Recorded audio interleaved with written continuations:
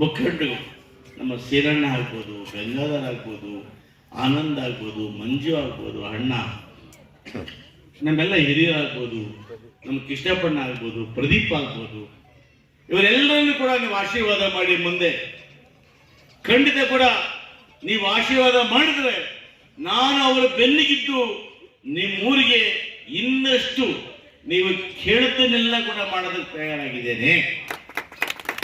ಅದರಿಂದ ಇವತ್ತು 80 ಲಕ್ಷದ JGM ಕಾಮಗಾರಿ, 30 ಲಕ್ಷದ ಡಂಬರೀಕರಣ, ಐಮಾಸ್ ರಸ್ತೆ, ಇವತ್ತು ದೇವಸ್ಥಾನದಲ್ಲಿ ಒಂದು ಆ ಕನ್ನಡ ಕರ್ತಕ್ಕಂಥದ್ದು ಕ್ಷೇತ್ರಸ್ಥಾಪನೆಗಳು ಮತ್ತು ಸಮುದಾಯ ಭವನ, ದೇವಸ್ಥಾನ ಸೆಂಟರ್ ಮತ್ತು ಈ ಅನೇಕ ಕಾಮಗಾರಿಗಳ ಉದ್ಘಾಟನೆಯನ್ನ ಮಾಡಿದ್ದೇವೆ.